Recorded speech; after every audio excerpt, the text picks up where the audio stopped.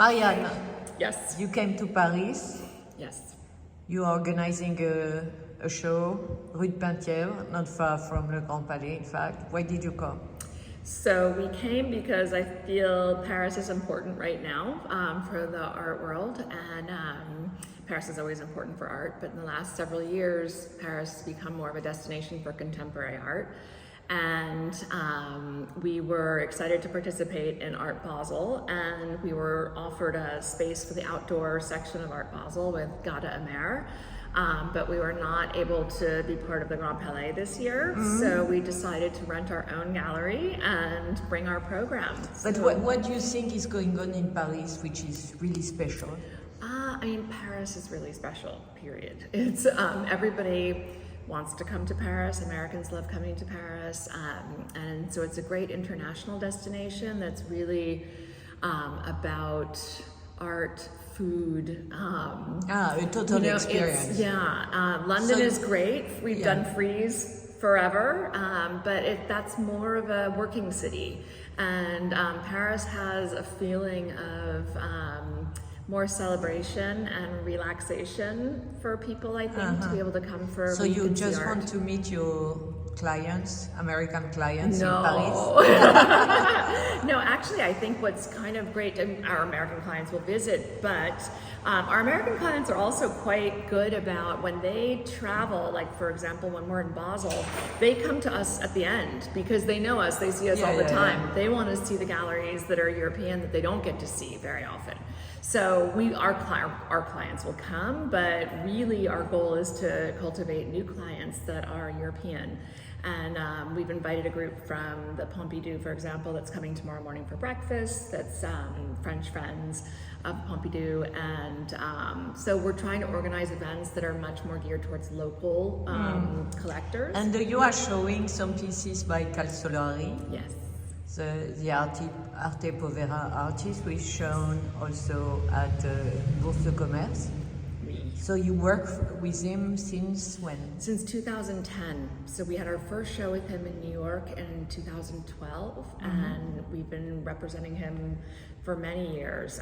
We've done, I think, 5 shows by now in America with Pier Paolo, and we've been showing him at the fairs as well. And it was a great opportunity also to be in Paris because it coincides with the show, the Pinot show at the Bourse. And so we have works that are historic and very recent of Pier Paolo's, and he's in town, so we'll get to spend time with him, and he's going to be doing a tour of the exhibition as well. But the market is slowing down now, right? Yeah, the market has been slow since the spring, and I do think that sometimes the press makes it worse by always repeating the same story of the market's slow, and then people think, okay, we need to be slow. So the market for art continues to be strong, but it is a different pace. It's not a frenzy, and but that's also 29 years of having a gallery. There's these ups and downs all the time, and sometimes the things that are hot become quiet, but then other things become hot.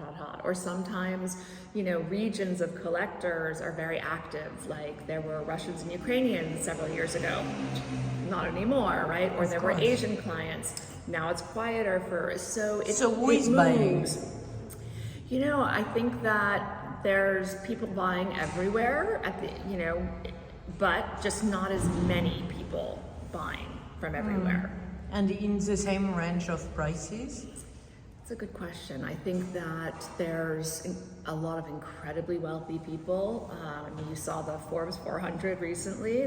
The lowest was 3.3 billion, I think, to qualify for Forbes 400. There are at least 400 people who are spending, significant prices on very blue chip art, and that's not going to stop because they can afford to. And then I think that for the emerging artists, people are still very excited to buy primary market. So they want to buy the prices out of the gallery. They don't want to go to auction and pay 3 times the price. And for an artist like Calzolari, how does it work? So Calzolari does not have a big secondary market, so you don't see him at auction very often at all. His work, he's protected his market quite a lot. He's sold more in Europe until we began showing him, and we've placed many, many works since we started working with him, both with European clients and with American clients. And his market is solid and consistent. So, but you don't have the gyrations because you don't have a secondary market that's super active for a lot of the Art Decouvre artists, actually, because I think owning their work it's a different kind of acquisition. So these pieces are, you know, fragile and conceptual, and they were not meant to be commodified. So it's actually consistent with the practice of this group of artists. So, and you know, he's 83 years old this year. His prices are solid and strong, but they're not crazy. So it's actually quite, you know, value to be able to buy an artist of this kind of historic significance for a price point that's under $500,000. Yes, but people realize it or not?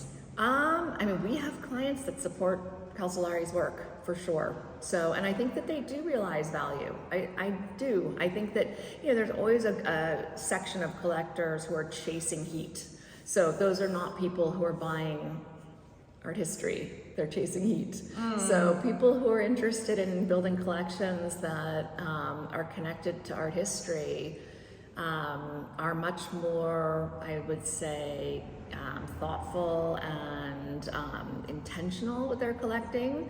So I think that, you know, when we sell Calzolari, we sell that to collectors who are not speculating.